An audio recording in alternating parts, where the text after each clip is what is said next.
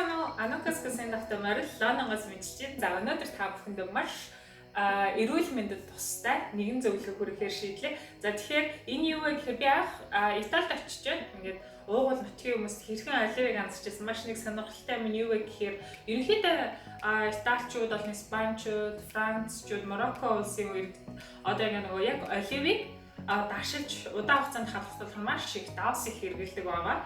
Гэхдээ бидний хувьд болохоор бид ч маш их импортын ийм лазерсан бүтээгдэхүүн хэрэглэдэг. Гэхдээ мөн ялгаагүй аль аль нь давсаар дашилсан байгаа шүү дээ. Тэрийг эцэгтэй яаж үйсэн бэ гэхээр Италичууд ер нь 6-8 цагийн өмнө оливо шүүгээд тэгээд усанд ер нь 6-8 цаг өө таслаханы байлгах юм байлээ.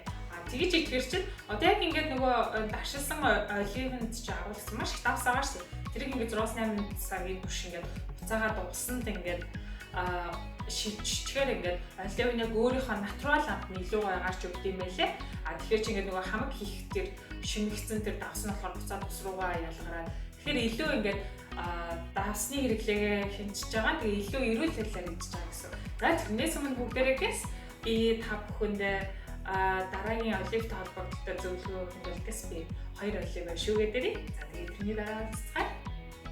За одоо 2 оливаа би шүүгээд тусанд хийчлээ. За энэ хоёроо болохоор одоо бүгдээрээ ялгаа нь болохоор юм байгаа. Хар олив гэдэг ерөнхийдөө ингээд Чернеляга өнгөч юм уу хар өнгөтэй оливуудаа хэлж байгаа Nero olives гэдэг италичууд болохоор тэгээ хамгийн сонирхолтой өөр нэг зөвлөгөө бид ч болохоор юм ногоон өнгөтэй олив, ногоон олив гэж хэлдэг шүү дээ. Гэхдээ уугуул нутгийн Итали хүмүүс нь болохоор Bianco olives буюу цагаан олив гэж хэлдэг мэлээ зүгээр хар цагаан л гэж ангилдаг зүгээр яг мэдхэд илүүдэхгүй шүү гэж хэлж байгаа шүү. Тэгээ тэгээд өөр нэгэн зүйл юу гэхээр ингээд бид нар усан тавьсны дараа одоо эн чинь хүн болгоо ингээд бас ингээд ливдор нэг өдөр дотор идэн гэж байхгүй шүү дээ. Тийм учраас бүгдээрээ энэ хар олив гэдэг байгаа буюу энэ Чернеляга оливуудаа болохоор энэ усандаа болохоор усан энэ байдлаараа 21 хоног хүртэл хадгалах боломжтой хөрвөгчд. Тэгвэл усаа бүгдээрээ 3 оноод ч юм уу солиод иж болно. Хэрвээ ингээд жоох ингээд удаж хавцад ингээд дээгүүр ингээд цагаан хөөс шиг хүмүүсэд зүгээр усаа солиод ахад болно гэсэн үг шүү.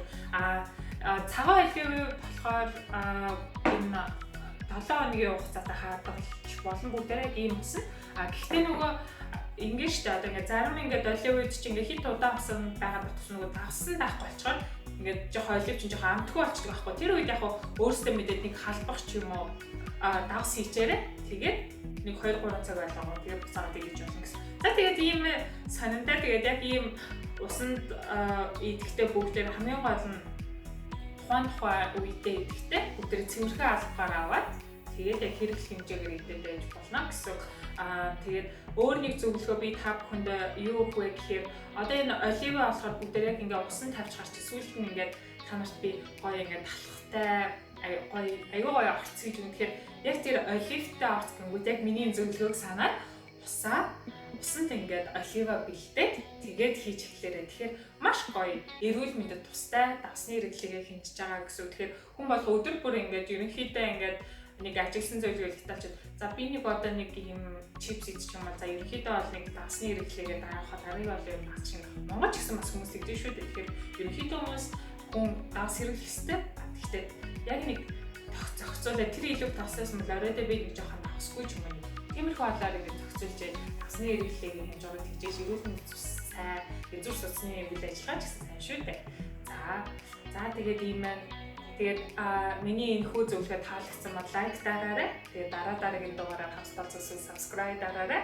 За тэгээд лайк дараарай. За тэгээд натамтайсан баярлалаа.